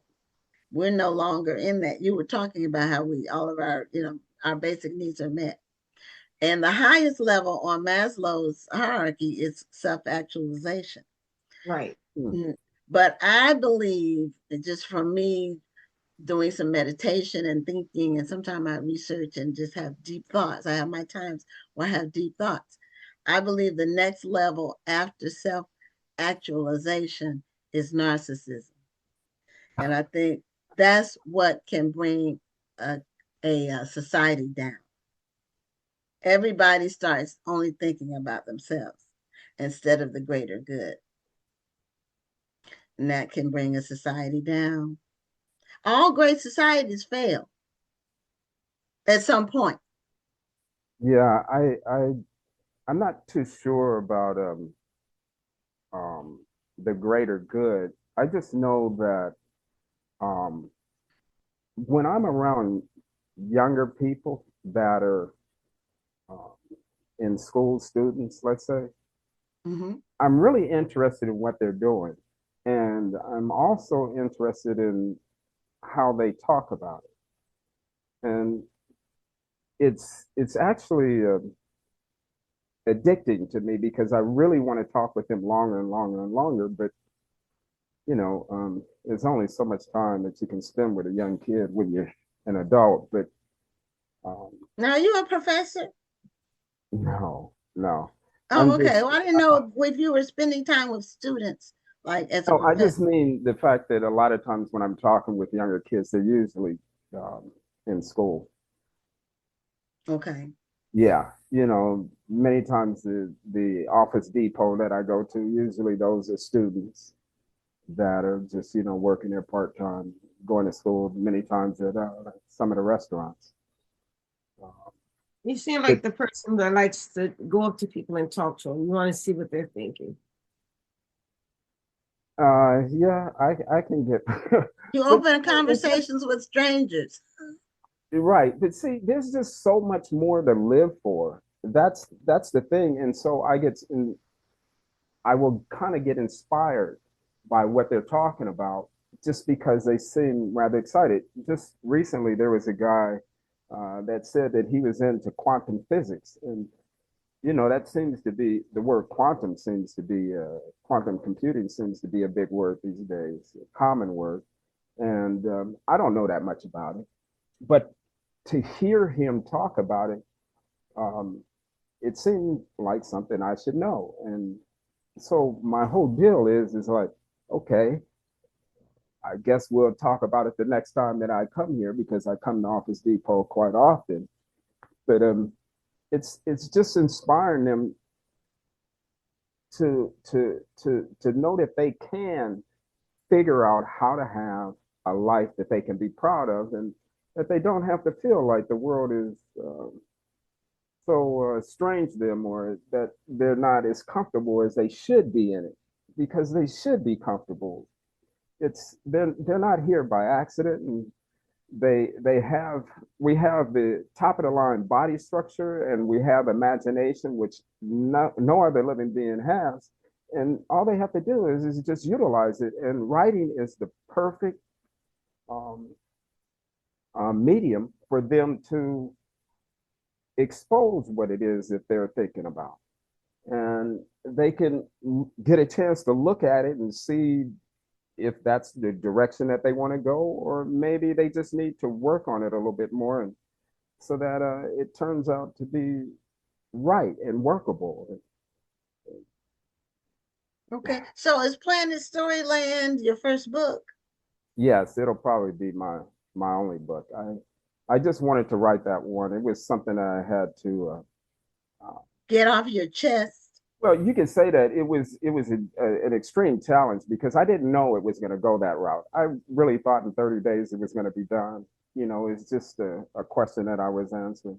And the next thing I know, it just kept going on and on and on and on and on. I just couldn't quit until I was sure that I had answered the question. So,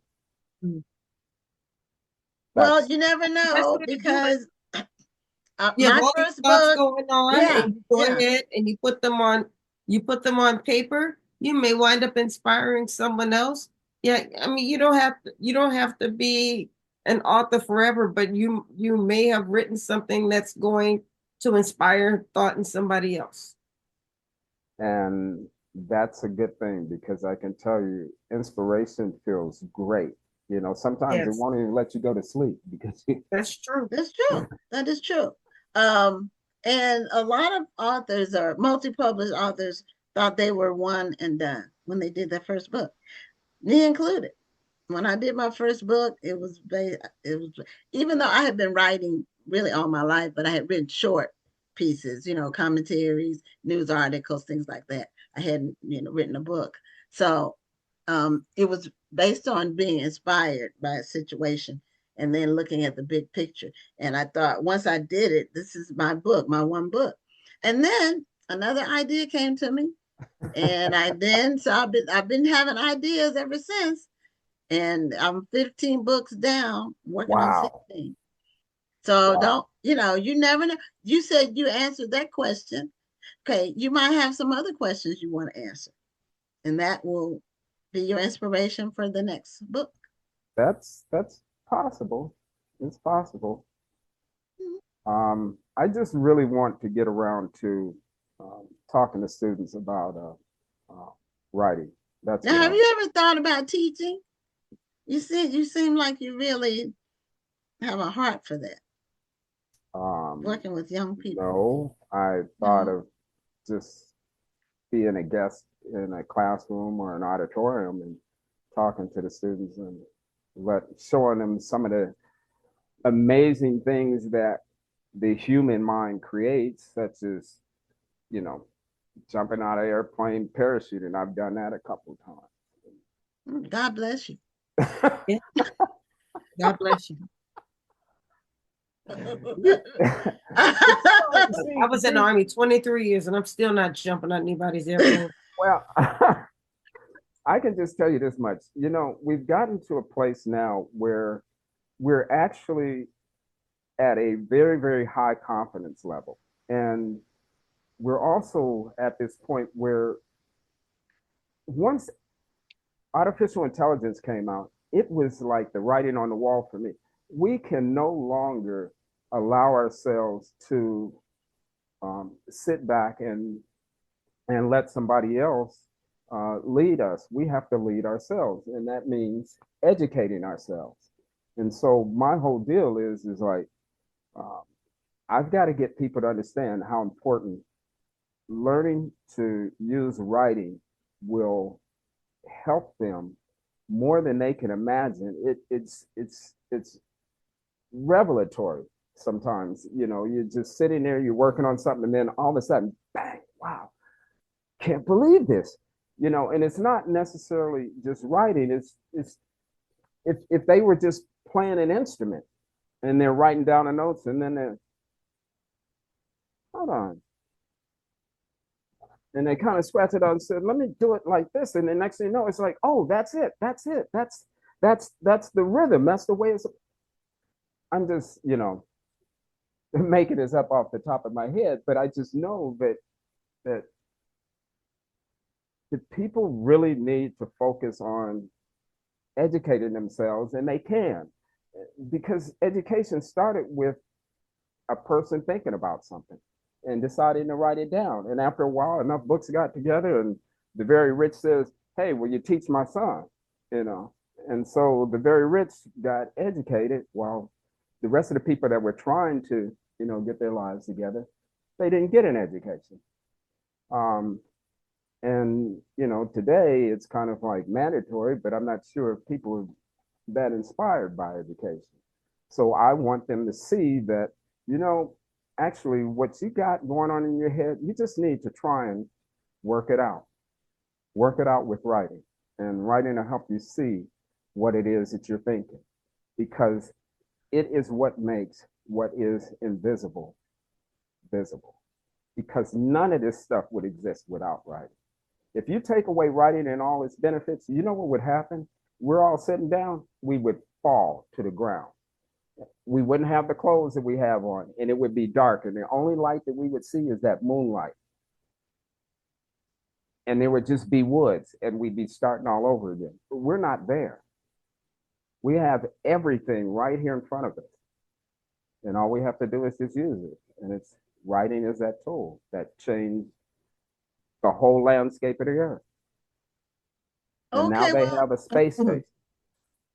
We're close to the end of our time, and we haven't seen your book cover yet. So do you have a copy of your book so you can show it to us? Yes, I do. Okay.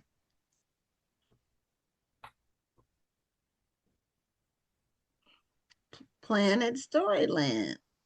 That looks like is that a spaceship, or is it like a big computer like room? No, that's a kid. No, I mean on the sides. I know it's a kid in the middle. I meant the part on the side. No, on the sides is bookshelves. Okay, books. So they are books. They are books. It is what it looks like. It looks in a way. It looked kind of like a spaceship size of was some kind of space thing. Could be, you create things in your mind. So, well, congratulations on the book. When did the book come out? No, it's been out. Oh, okay. It's been out for a while. It's on any online platform that you could sign on to. Okay. All right. So we did also put your link. I'm sorry? We did put your link in the chat. So our viewers can click the link to get more information on your book. Oh, that's right. Yes. Mm-hmm. Yeah. I do want to point out one thing. I noticed that you all are wearing Seahawks. Yes. Go Hawks. I love that. Were you a Patriots fan? Did we insult you? No. Oh, no, I grew up in Los Angeles. So, it's either Rams or the Seahawks. Either one of them. Oh, okay. Okay. And since the Rams lost to the Seahawks, then you have to go with the West Coast team. But that is right. Okay. Well, I picked the Seahawks after being a lifelong Dallas Cowboy fan. Oh, wow. Who got tired of losing and the moves they were making let me know they weren't going to win anytime soon. And they haven't. So I became a Seahawks fan when Russell Wilson his first year playing. Oh, is that right? Yeah, I've been a fan since then. So yeah, anyway, he's not there anymore though. But yeah, no, but it's a whole new team. But it's the same. The attitude's back, the mystique is back. So that's yeah, they're a very, very strong team. I expect them to win the Super Bowl. That's who I'm rooting for anyway. Okay, well, good. We great. Together. Yeah, go Hawks! Like I said. So anyway, we're at the end of our time. Thank you so much for being a guest on the show. Thank you. Giving us some things to think about. Hopefully.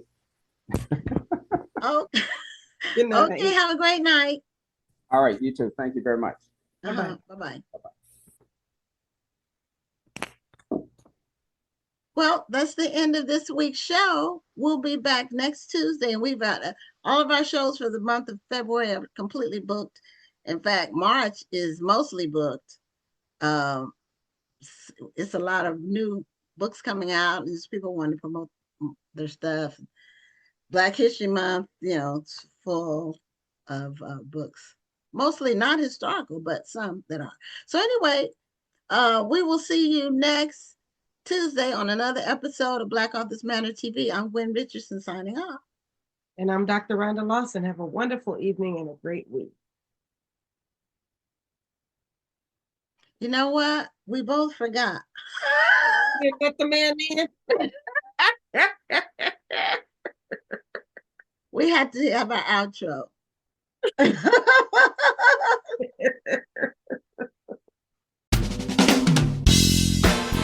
Thank you for tuning in, and join us next Tuesday at 7 p.m. Central, 8 p.m. Eastern for another edition of Black Authors Matter TV.